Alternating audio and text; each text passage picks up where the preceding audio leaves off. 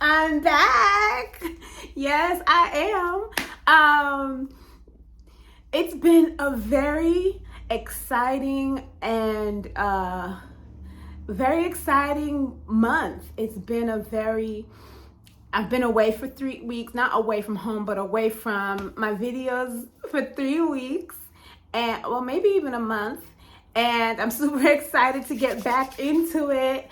And I have to tell you that I was gone because I was taking a permaculture design certification. I actually was taking it all this time, but it got to the end. The last two projects were a little bit intense, and I needed to focus.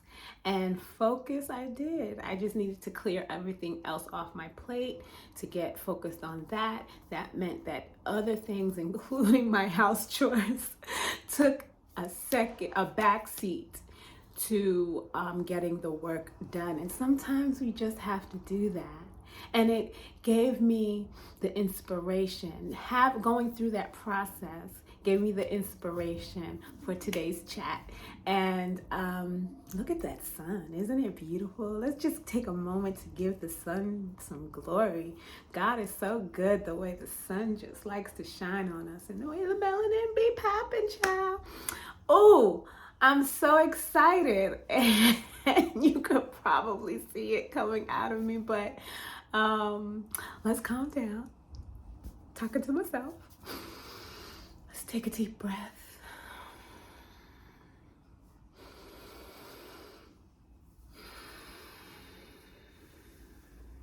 Put your hands over your heart, your right hand underneath your left hand, and take a deep breath, breathing in through the nose, filling the belly, filling the diaphragm, filling your whole self with the energy of the Most High, with the energy of life. Take a deep breath in and hold.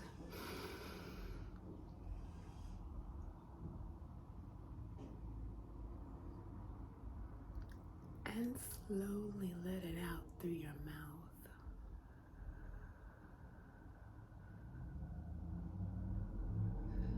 Take another deep breath in and hold.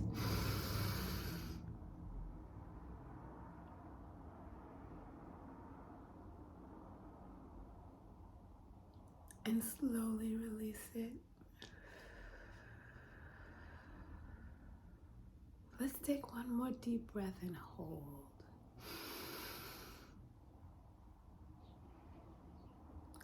And release it with a sigh.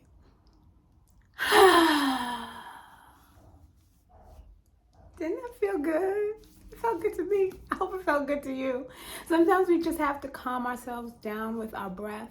And sometimes we really need to let go of some tension, because sometimes we're just kind of built up, good or bad. Sometimes it's all good, healthy, pent up energy because you're excited about something. And sometimes it might be some energy that you keep holding on to with a closed hand. A closed hand doesn't get any air, so nothing can grow from a closed hand. Nothing can grow when we try to hold on to things, and nothing can change if you're holding on to it the way it is. We sometimes have to let go. And sometimes when we let go, it gets a little chaotic because we're not in control. We feel like it's a little chaotic because we're no longer in control of what's going on around us, or whatever it is that we felt we needed to hold on to. But it's such an important growth point in life that we start to work with open hands. Open hands. Open hands. Air can move through them. Open hands. Air can move through it. Chi, life force energy, can move through you, into you, out of you. If we closed our nose and our mouth, we wouldn't be able to breathe. We have open spaces for purposefully. It's a part of life. It's how we live. It is integral to our lives. to our livelihood. And once we close things, if I took a plant or a seed and closed it in my hand, it would never grow. It would never receive its nutrients. It would never change. It may decompose and go to waste. But if we open our hands, put that seed in soil where it has plenty of space and plenty of room to grow and nurture it and feed it with some, natural fertilizer and some water and some sun, then things grow. I've grown, even in this month, I've grown. The course that I took, permaculture design, you guys can look that up. We won't get into definitions, but at the end I had some struggles with getting the work done on time, and I had to let go of the perception that I needed to get a specific grade. I had to let go of certain responsibilities in my life so I can focus on the subject at hand, the matter at hand. I had to let go of the notion that I could do it all at the same time. And these are lessons I've learned before, but we cycle through lessons, we cycle through journeys, and our journey continues to teach us different lessons along the way. And sometimes the same lesson comes back to us because we forget, or because we haven't had to use that muscle in a while. For me, it's the school muscle, it's the learning muscle. I'm always learning, but it's the structured learning muscle of having to, check in with someone who's teaching you, or having to respond to them with work or with a result, and being accountable to the commitment that I made to complete the task. And sometimes we make commitments to complete things and we give up along the way because it's more than we bargained for, or it's more than we have the energy or the time for. And I want you to know that that's okay. It's okay to pivot. It's okay to make a decision to change in the moment. It's okay to decide that it wasn't for you. You're free. For me, that pivot was saying, okay, well, I might not get an A in this course, but I'll still get a B or A minus or a B, and I might not change my procrastination, bad habit of procrastination over the time of this course, but I will be more mindful of it at all times, because this course put me through the everyday knowing that I'm procrastinating on something that I am accountable to. Whereas, in life, when we're adults, we are not as accountable to anyone else unless we're working a 9-to-5. Even in our marriages, if we have a healthy marriage, we are accountable to our partners, but we're still free. And a healthy marriage doesn't require you to be something that you're not, or to fight and struggle. It is a part of marriage, but it is not a requirement of your life, because you're an adult and you can walk away. But marriage is beautiful in that it pushes you, it motivates you to conquer those things, it motivates you, and it reflects who you are back to you, so that you can look at yourself and say, oh, these are some things that I need to let go of, or that I need to magnify, or that I need to change, So this course had my living room looking a hot mess. One thing I kept up with was the dishes, because I can't stand to have dishes in the sink, but it did decrease how often I did them. It had me not exercising when I had made that a serious part of my, a big goal of mine. And it even had me cancel some appointments because I was behind on getting the work done. But all these are lessons, all these are moments to reflect, to understand yourself better. And that is the purpose of life. There we go back to that concept of purpose. That is the purpose. The purpose of every experience in life is to modify, to grow, to make yourself better, to center yourself in spirit, and to find the best version of yourself in that moment,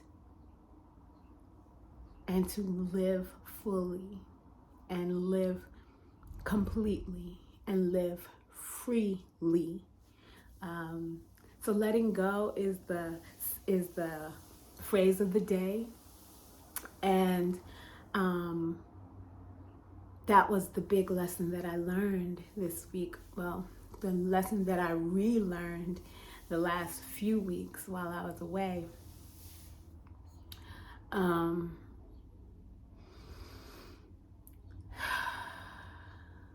I'm prayerful that you guys have gotten enough from me in the past before this 3-week break, that you will reconnect with me now, and that we could take it from where we left off, and we can move forward into our collective growth and healing. I wanted to reiterate that this process is just as much a healing for me as I pray for it to be for you. Not that we're not into it, but I kind of want to get into it, if that makes any sense right now. The message that I was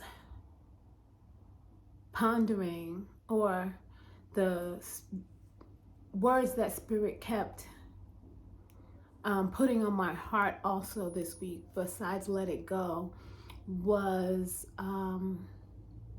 connected to let it go, was the fear of loss. It's crazy how we hold on to things and to people and to thoughts and to behaviors. We hold on to behaviors and to thoughts and to points of view about the world, about ourselves. That makes up our personality, and it makes up our disposition as we move through the world. Oftentimes, we learn something about ourselves that we should let go of, but don't. We should let go of a certain behavior, but we don't. We feel comfortable in the misbehavior. We feel comfortable in the way we've been doing it forever, and we hold on to it. Sometimes we hold on to it way too long, way too tightly. We fear some sort of loss of ourselves.